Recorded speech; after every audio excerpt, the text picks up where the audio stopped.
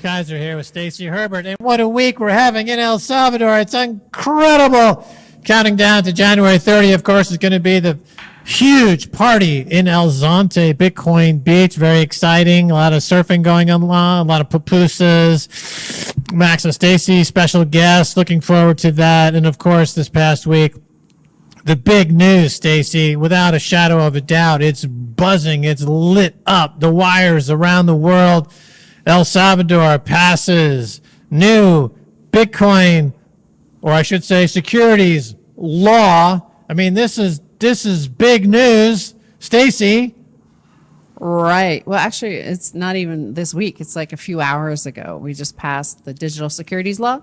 So basically, the line is that Bitcoin is money and everything else is a security. Now, Gary Gensler in the United States, of course, has said that himself, but the United States has chosen instead to rule through enforcement. And of course, there's a lot of, uncertainty around like what sort of actions are allowed and securities. Like everything is a security. So you might as well just register as a security, right? Oh, absolutely. I mean, this idea of ruling through enforcement, I hear that phrase all the time. So basically, instead of, they're just saying that on a case-by-case study, basically, we'll see what happens, and then we go to see how it works out? Well, it's like case law instead. Yeah. They want, so they say, Gary Gensler, hi, I'm Gary Gensler, and I say this, Bitcoin is money and everything else is a security. And so we don't write it down into any regulation. Congress doesn't pass it into law. Nothing like that happens. So instead, you, the individual out there, you're going to issue these tokens or securities or whatever you're going to do, and then we're going to wait a few years and we're going to apply some enforcement against you, some SEC enforcement. You don't know how much we're going to sue you for. You don't know how much legal costs are going to be. You don't know any of that. But what you know is that one day we might possibly come for you. So that's what they do instead, and then it builds up through enforcement actions. They build up the law, right? Right, and it's totally inefficient as you describe it there. So here in El Salvador, I mean, the decision was made, hey, let's just create some securities laws, and it's a clear differentiation. There's Bitcoin. Bitcoin is money, and then everything else has got to go see the securities regulator. I mean, that's but there's no. It's pretty clear cut, right? Yeah, because I feel like what the U.S. has is you had the proliferation of all those scams and tokens, and of course those sort of people, dump up to billions of dollars, and then they're out of town, they flee the country, or they sell these tokens to Americans and split town. But also they have a lot of money to suddenly hire lawyers and pay for legal defense, or of course pay legislators in the United States, as the case of Sam Bankman-Fried did. So you taint the field in your favor. Yeah, what for me, it's fascinating in that over the past 40 years, being in markets, I've always been aware of when people get busted, whether it's Bernie Madoff or Ivan Boesky or Dennis Levine or Mike Milken, and then during the 90s, you had the dot-com era. You had Frank Quattroni. Remember, he was doing the IPOs at Credit Suisse, and he was engaging in what was called laddering, and that became a problem. And every 5 or 6 years, there's an era, there's a cycle, and then there's new kind of scammy things that happen. And of course, JP Morgan has been involved in an innumerable number of dubious things, and they've had to pay lots and lots of fines as a result of that. But here in this current cycle of altcoin collapse, the things that are coming out with the Sam Bankman-Fried and FTX are really mind-blowing in terms of how much money they actually blew, like $40 million on dry cleaning, that type of thing. They couldn't get Amazon to deliver to the Bahamas, so they shipped stuff in private jets. The excess here and the craziness, I think, hits a new all-time high. And, there will always be the U.S. and other jurisdictions for that, because a lot of people do like giving somebody like Sam Bankman-Fried $40 million for pizza. But, that's what they want to do. And they kind of they do have fun saying poor. I do think, if you go to Vegas, you see the epitome of that, right? People don't mind doing that, and if that's what they want to do, then they should be free to go do that elsewhere. What we're doing here in El Salvador is we're Bitcoin country, so we're building a new Singapore, a new Hong Kong. We're building a new Florence. All of those combined, like we're way bigger than just Singapore, just Hong Kong, just Florence. We're doing all of it into one. And I think, President Bukele is a leader, so of course he wants a solid foundation, because he needs a solid foundation to build what he wants to build. Because when he says, never let anyone tell you that we're too small here in El Salvador to be big. We want to be big, and you can't go big on somebody else's shitcoin. No, absolutely not. So Bitcoin, the foundation, layer one, these new security laws open up a pathway for things like the volcano bond or volcano token.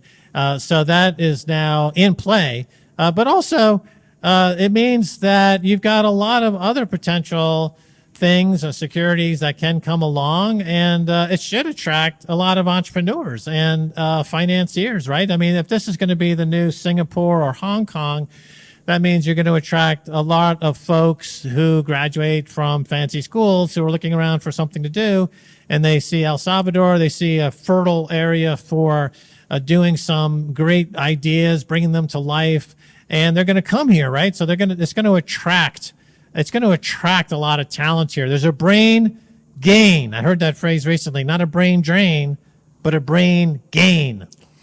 I've said that for quite a few months, perhaps almost a year, that El Salvador will attract the best and the brightest. And this is, of course, going to lead to more of that. I'll read you some of the tweets that I posted at the Bitcoin office. Today, El Salvador builds on our first mover advantage by passing landmark legislation, establishing a legal framework for all digital assets that are not Bitcoin, as well as those issued on Bitcoin.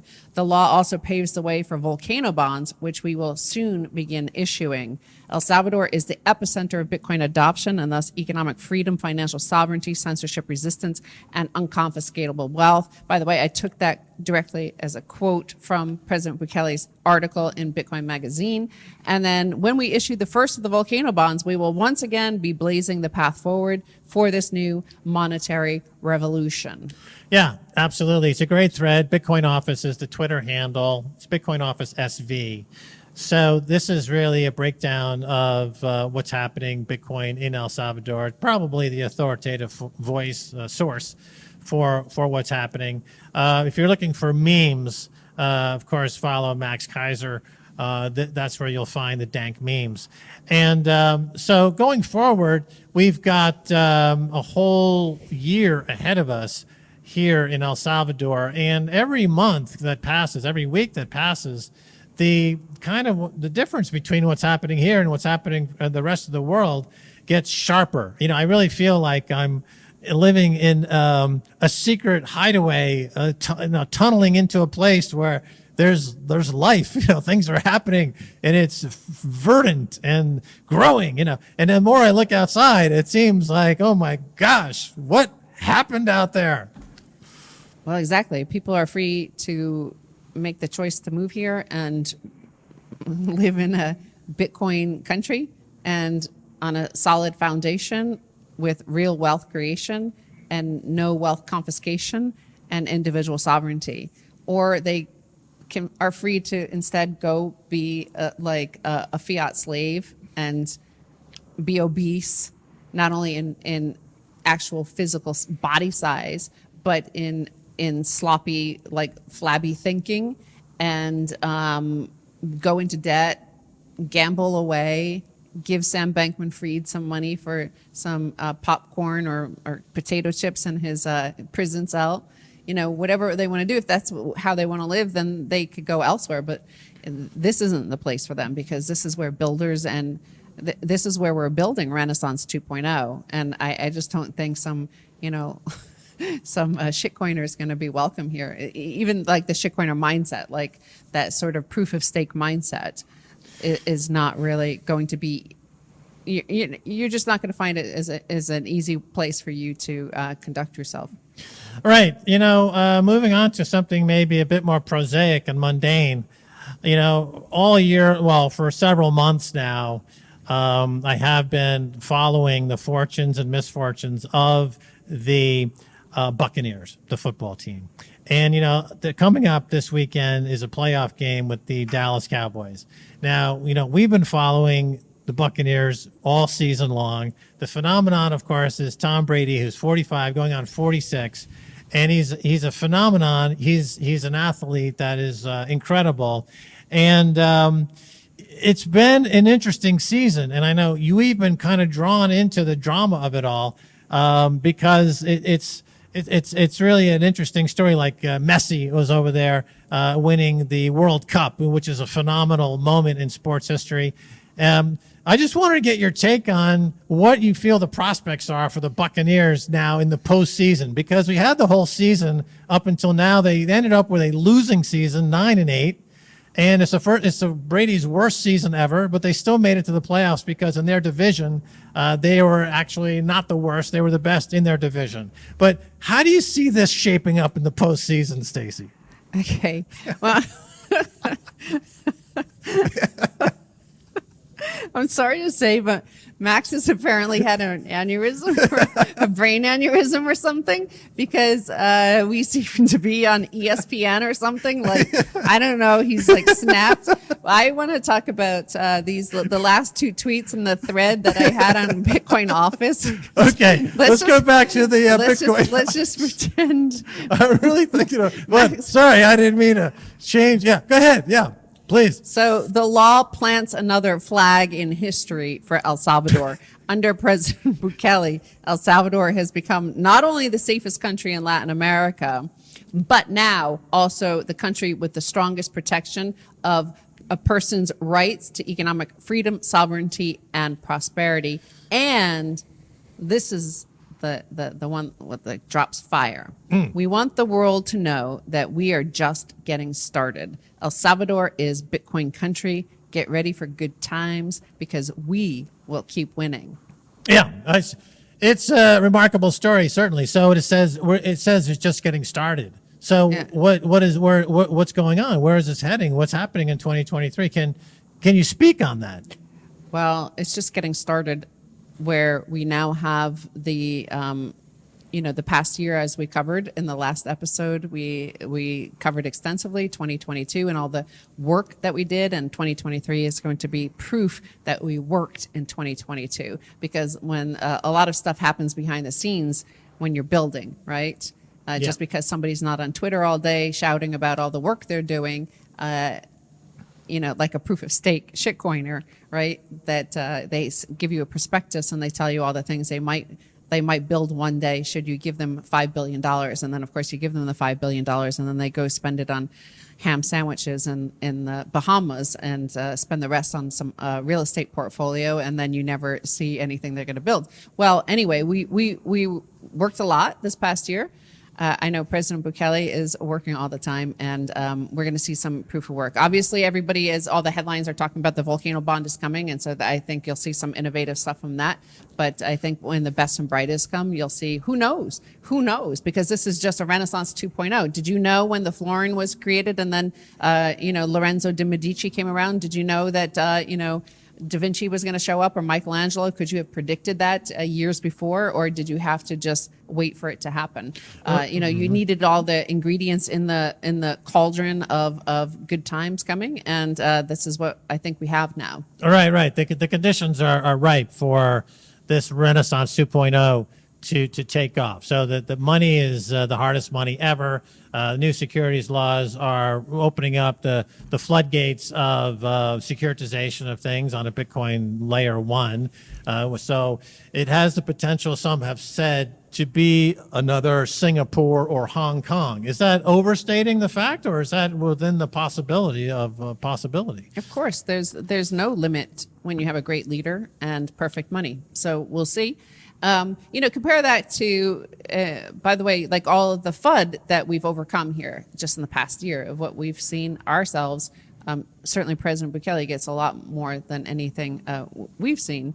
But look at what has happened in Switzerland this past week. So we've covered that on all our programs over the years of Switzerland becoming a giant hedge fund.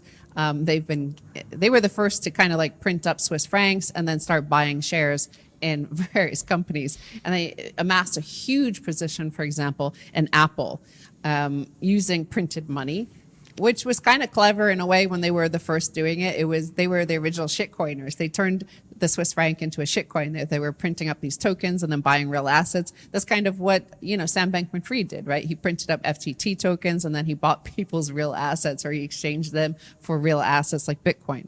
But I should mention, pizza. you mentioned Sam Bankman-Fried there and the scam with FTT, the coin that he created, and then the shares in the company, of course, collapsed. And one of the biggest shareholders in the company was none other than Tom Brady. So it seems like everything comes back to Tom in a way. So here he is holding this $50 million bag of worms as a result, which could extend his career even further out than he has to play. Yeah, he lost over 1 million shares, so those are gone. And I heard a number that was $50 million. But going back to the Swiss story, the Swiss National Bank. So they printed up money. They were buying shares in various companies, including Apple. So they were the first to do this as a central bank. Right. And so it's been announced today, or this past week, the Swiss National Bank just announced their biggest loss in its 116-year history. The loss equates to roughly 18% of Switzerland's projected gross domestic product of 744.5 billion Swiss francs. Its previous record loss was 23 billion francs in 2015. So 18% of projected GDP lost. Compare that to how the financial press talks about the new Switzerland of gold 2.0, which is, El Salvador, and it's a fraction of 1% of paper losses on their Bitcoin that they always focus on, right, as the president's article in Bitcoin Magazine highlights the actual data. But it's a tiny, tiny, tiny amount. And the headlines are all shrieking, whereas there's hardly any headlines about Swiss National Bank just blowing 18% of GDP. Yeah, no, good point. It's an incredible story that we've been covering for years. They just print money. They've been buying stock. Apple stock is one of their biggest holdings. And it's like all these companies that go around buying back their own stock, right? They borrow money from the Fed and other central banks when it was near 0%, and they buy back their own stock, and they get a price move in their stock, and the executive stock options go up. And then all these stock buyback programs are starting to fall apart as well. IBM was one of the first to really kind of fall apart and show negative returns even after all the stock buybacks. But we're seeing that across the board because it doesn't, you're not investing in growth of the company and capital, CapEx, right, to make your franchise grow. You're just borrowing to buy back your own stock. And then eventually the earnings are depleted and the stocks collapse. So, and we're seeing that now kind of across the board. But these central banks, across the board are looking very weak, apparently in response, like the Central Bank of China is buying a lot of gold, and you see a lot of money moving into gold. And, they bought 30 tons, it was reported. Right. Yeah. So they're apparently the central banks for the first time in maybe 50 years or more aggressively are buying gold for the first time in 50 years. And as a way to kind of insulate themselves from what looks like a lot of distrust all across the world between these banks. Of course, if you're China, you're going to definitely buy gold, right? Because they see how Russia has survived the past year, having some gold. Some of Russia's gold was seized because it wasn't held in their own central bank. That got seized. And I think the past year has taught a lot of lessons. If you're seeing the powerful nation of the United States like saber rattle against your country, like you'd really have to be a moron of a leader, right? Not to do something to protect yourself. I don't care how good or not you are. You could be the worst person on earth, a genocidal maniac or whatever. Even if you're a genocidal maniac, if you're the head of that country, that you would start to like build up gold reserves, protect yourself from being cut off from SWIFT, right? Like that's just a natural thing. So, well, we've talked about this de-dollarization, de-globalization, and depopulation, right? And deflation. All that's happening. it really kicked off again. Like we talked about the trend of the fourth turning, but also the Thucydides trap, and it was inevitable. I mean, the fact that everybody predicted it, for example, like you saw it coming. So that means like all of these excuses used in the media of like this guy's bad and that's happening in this part, and they're incarcerating the Uyghurs. They make up whatever the story is. Afghanistan, they were suppressing women and oppressing women and all these sort of things, and they're still doing that. And whatever the excuses, the fact that we all knew it was coming, and because of certain reasons, because of the economic power of China, the Thucydides trap that was inevitable. Like we all saw this coming, right? Just like, I mean, this is something we always say in Bitcoin as well. It's inevitable. Bitcoin is inevitable. And so we already see the future, and the future is that Bitcoin is $1 million or whatever at current U.S. fiat dollar all rates. these cycles were concurrently coming to a head. Yeah. Thucydides trap, fourth turning, So whatever the Kinderhoff press, cycle. whatever the headlines are, Yeah. it's just kind of, it's not real, right? Like it's something more profound and foundational and fundamental to the global structure. Like there were all these elements to it, including the Triffin dilemma, like the U.S. dollar is global reserve currency. They had to send the dollar overseas. In order to do that, importing a lot of oil is a good way to get dollars in overseas, and then exporting your entire manufacturing base to China is another good way to do that. But eventually those dollars built up into a lot of influence and power. You see that in the attitude of Mohammed bin Salman, the crown prince of Saudi Arabia. He acts like he's got a lot of dollars and a lot of clout and a lot of influence. And the same with China. So, that was inevitable as a part of that Triffin dilemma of the elites in the United States wanting to maintain their influence and power and control over the world through the dollar. But it was only that small portion. And then, of course, the cycle was that you had MAGA, you had people suddenly, it was slowly and then suddenly, like for decades, you and I grew up for decades witnessing the slow part of it where people just, the Rust Belt, we had Bruce Springsteen singing songs about the Rust Belt, and we all felt bad for each other, and it was just like inevitable, and there was nothing we could do to stop it, and learn to code and all these sort of things were what we're taught. And then it reached a breaking point, right? At a certain point where the elites themselves lost control of their narrative and their purpose, and they started to be supplanted globally by other elites. So I think something snapped there, and the fact that we predicted it. The fact that you and I sat across from each other in a chair in a studio in London and predicted all these things, we're not like fortune tellers, right? We could just see the inevitable. Like these cycles happen throughout history for specific over and over. So it's likely it would happen again, and it obviously has. Yeah, it was playing a bit of a three-card Monte game with inflation. So inflation was being kind of hidden, and we didn't talk about it, even though there was asset inflation and things in the economy were busting up in price, but we didn't call it really inflation. And the CPI was not moving aggressively higher, and there wasn't really any inflation. Even a year and a half ago, people were still talking about deflation. Like, how are we going to fight this deflation? We're targeting 2% inflation. How are we going to get to 2% inflation? We need to print more money, because they were simply reporting on those aspects of the economy that would reflect the need to print more money, because all the people who held assets were benefiting by all the money printing. So what's interesting is that the mass cooperation of financial media to kind of portray these hoodwinks, this kind of shambolic behavior as financial news. And I think that's one thing that we've done a good job in, is kind of like piercing that veil. Remember that in just a couple of years ago, there was the toilet paper crisis. Apparently now we've got the egg crisis. Eggs are, I was going to ask you about that, because egg prices they're saying like up way more than Bitcoin since the COVID pandemic started. Whatever the lockdowns we did on the money printing, the massive money printing that happened from March of 2020. So egg our friend prices- Dan Collins had a funny thing on his Twitter where it was like it's a chicken and egg problem where because you could afford the gas to cook the egg, but you couldn't afford the egg. But if you bought the egg, you couldn't afford the gas to cook the egg. So you can't have both. You can have the gas or you can have the egg, but you can't cook the egg because you can't afford both.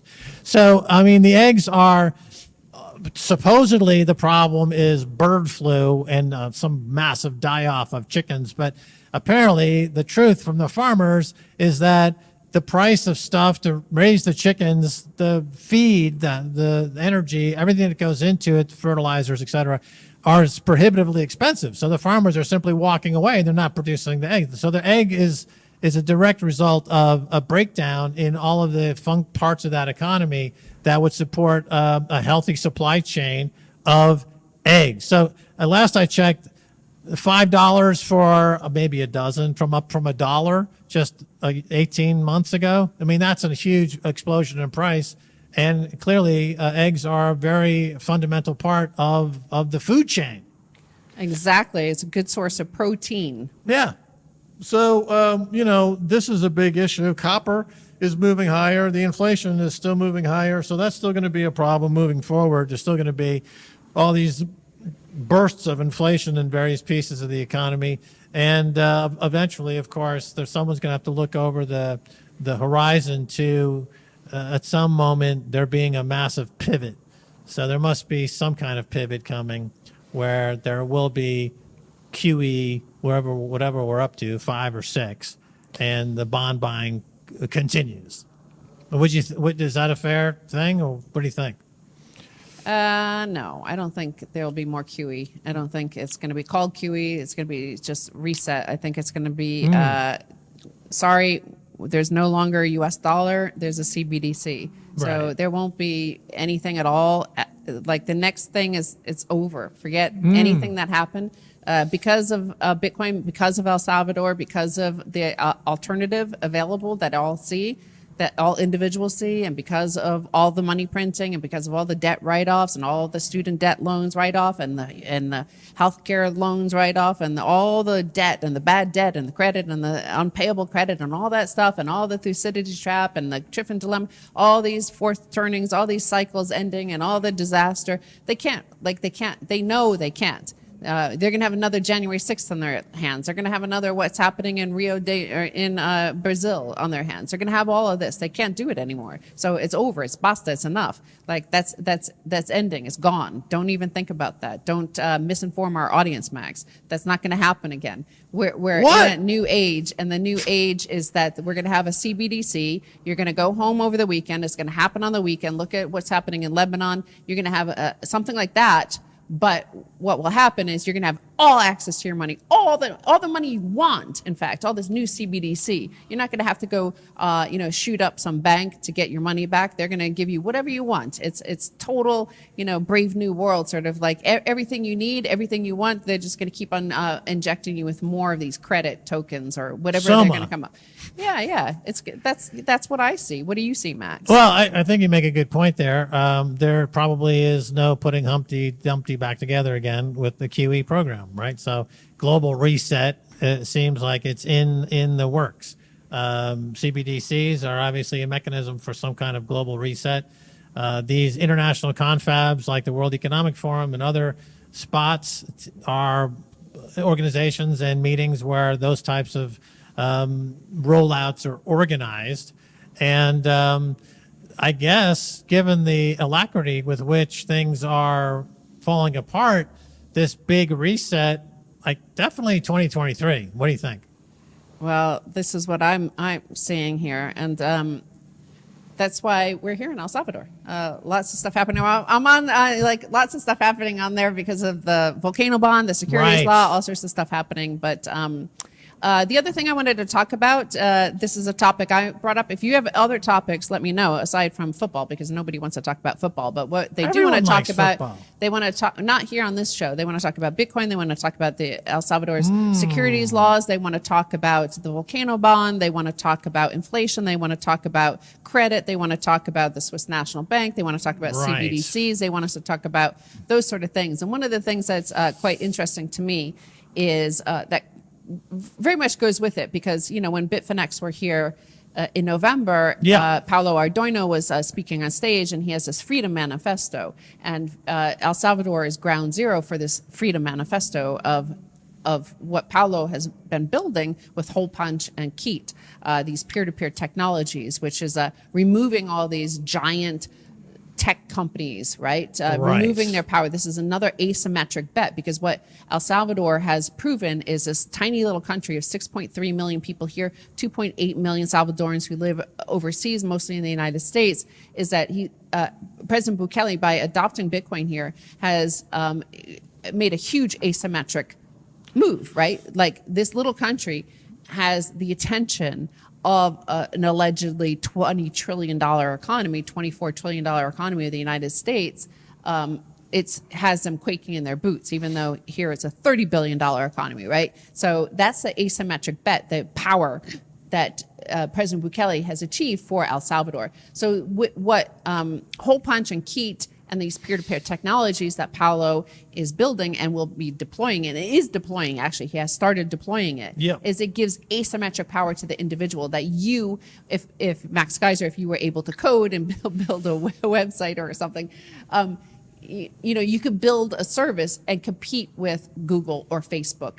Whereas, like, Google and Facebook can outcompete everybody because they could do YouTube and things like that because of the huge server costs, right? Right. So we're gonna be able to build serverless companies now with the technology that is being built by Bitfinex's, Paulo Ardoino with Keat and Hole Punch.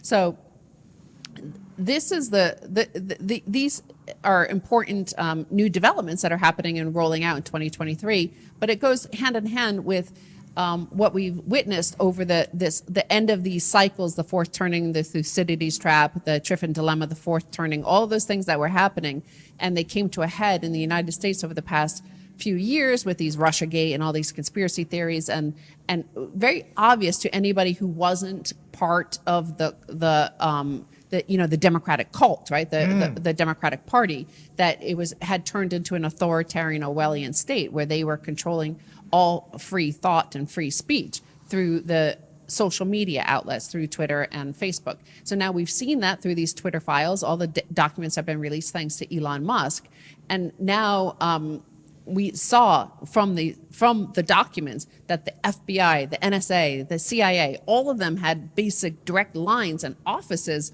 at these social media headquarters, and we're literally deleting tweets and shadow banning or just outright banning people that they just didn't like.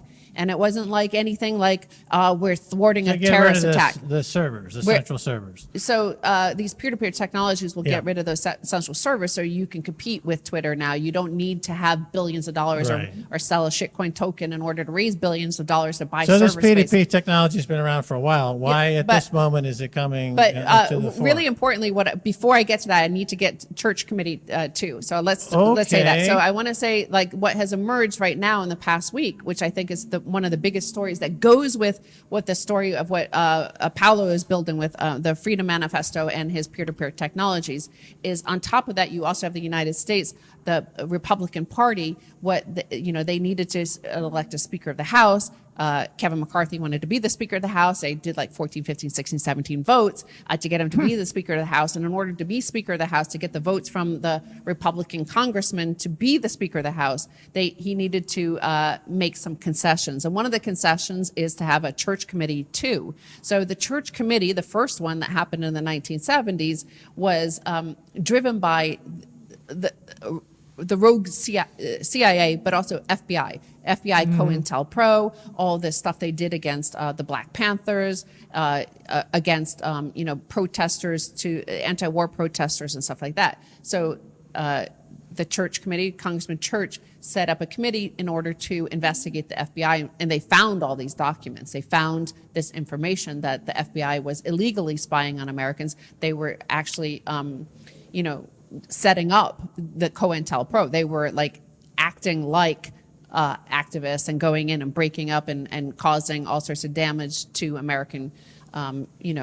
resistance to their own policies and to war and things like that. Why do you think there's been a certain resistance to accepting those realities of the deep state and the conspiracies of the Central Intelligence Agencies and the FBI to commit crimes against American people up until now? Do you think at this moment there's going to be a more acceptance of going after these organizations that are openly violating the Constitution and human rights in the United States? It depends on what side of the aisle you are. So if you're a liberal obviously as an outsider, like, because we haven't lived there much over the past 20 years, right, like we could see them a little bit clearer. It's easy. Was that to similar see during the Church Committee? Was it divided in partisan lines? Of course, we've always been divided on partisan lines, but maybe not it was more like economic back then, about taxes and tax rates and Right. war So and you're pro-war. So thinking Republicans that clearly on the Democrats, they are more in favor of this kind they're of more in favor, obviously, because invasiveness, because usually in the past, the brown shirts, the black shirts, the jackbooted guys Right. have always been on the side of the right, in the military and the police and the industrialists and Right. the more conservative and Republican sort of side. Right. But now the jackboots are on the Democrats, right? So they're the ones stomping on the face of free speech. They're the ones crushing. They're the ones that are against Bitcoin. They're, look at Elizabeth Warren. Like Right. they're the ones that want to control. And obviously they think, just like every Right. authoritarian in history, they always think they're doing some sort of good. Okay, so this kind of came into focus during that 2016 period. I remember, thinking that, wow, this is pretty shocking. With the rise of the Trump presidency, you had folks on the left, the liberals, the Hollywood types, come out and start to behave in ways that were inconsistent with how they portrayed themselves as being more open-minded. But that seems like it was a crucial moment in this development. Now we're at 6 years later, it's become, I guess you're suggesting that it's become even more pernicious. Max, they're just cycles. Again, you and I, we were doing shows. Maybe you might forget them, but we did shows in London. We did shows in Yeah. Paris. We predicted this stuff. And why did we predict this stuff? Because of the Thucydides trap, because of the Triffin dilemma, because of the fourth turning, because Right. of debt cycles, because of all these things that were inevitable. So whoever is in power at that time, and the Democrats and the cultural elite are Democrats. Right. They are left wing. They are liberal. And they were in power, and the power was being removed from them. Nobody likes to give up power. Nobody Right, wants right. to give it away, right? So they were losing power because they could not keep this edifice of fraud alive, because it was fraud, right? It was fiat fraud. It was all nothing. And they became bullies, like all authoritarians. Like they become really authoritarian when they lose power, Right. when they lose control of the narrative, and they've been smoking their own belly button lint for too long. So they were the social justice warrior. Those sort of their policies around their social justice warrior stuff made them feel superior and therefore justified to do all the stuff and that they gets did. back to the technology, and the technology industry got co-opted, what we're learning from the Twitter reveals. And this shows a depth of behavior that is inconsistent with what you'd expect. And so now the decentralization with Keat and Hole Punch and these other technologies, this is a wave under the Freedom Manifesto Paulo Adorno is involved with, that you see really now going to get a lot of support, because I guess people are fed up. Well, because like I said, Max, these are the alternatives. If you want, there are people like Rachel Maddow wants to live there. She Right. wants to live in a panopticon. She wants that, Right. like that, because she feels like the FBI are her friends. Right. So let her have that choice. Let her live there. Let her do it. If she wants to be in the panopticon, let her have it. Okay, so So, the decentralization is the rallying cry for this kind of social movement that's developing. There's, let me give me a moment because I'm going to read that tweet again of what El Salvador, what Bitcoin is. Yeah. There's El Salvador is the epicenter of Bitcoin adoption and thus economic freedom, financial sovereignty, censorship resistance, and unconfiscatable wealth. Right. So obviously there's a huge movement, not in the Bitcoin space, because Bitcoiners don't want that by nature. If you are a Bitcoiner, you don't want inflation, you don't want confiscatable wealth, you don't want censorship. Right. There are those who love their dollars and spreading them all over, and they love their FBI to censor their enemies. They want that. Right. That's what they want. Yeah. And that's the life they want. That's the country they want. That's the policy. Those are the policies they want. They don't want freedom. They don't want freedom. Usually they just want it for themselves. So therefore they don't want freedom, because freedom is either for everybody or for nobody.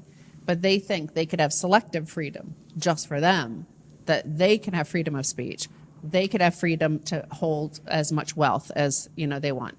And those people who we give the food stamps to and have ugly thoughts like voting for Donald Trump, will censor them, will cut off their food supply of their food stamps, with our CBDC coins. Right. And that's their life. But what I'm saying is there's a new epoch in town. We're shifting, and this is also driving them to reveal themselves more. Right. Just as Trump caused them to tell the world who they really are by Trump emerging into the White House, getting elected to the White House. It forced them to tell us all who we knew. Some of us knew who they were and what they really were. But now they had to tell the world, yes, okay, we hate all of you, and we hate your ugly faces, and we hate your ugly thoughts, and we hate your smelly breath and all the ugly things you do. We don't really like the working class. We hate all you people that work at fast food chains. We hate all you people who are work on the sewage, and your plumbers and your electricians. We hate you people. You're so gross. Okay, they're admitting that now. They had to come out and tell everybody that's what they hate, right? You see that. That's the people they say are the ugly Americans, all the flyover country, all those people that don't live in New York City and don't live in San Francisco. Whereas everybody looking at it, like you and I went to San Francisco, we went to Bitcoin 2019, and we're there's people pooping on the street. There's poop everywhere. Right. You are the gross people here. Why? It's so weird. That's how these these bubbles exist in the propaganda. They're the ones telling the world. They're the ones telling the flyover bits of the United States. They're the ones telling working class people that you guys are gross. And you're like, holy moly, have you guys have you walked on the sidewalk that you yourselves built? Yeah, well, that was a startling thing about San Francisco, with Silicon Valley. It's billionaires after billionaires, and the actual neighborhoods where they live are disgusting, right? So that was kind of a disconnect. And you see that everywhere now in all major cities.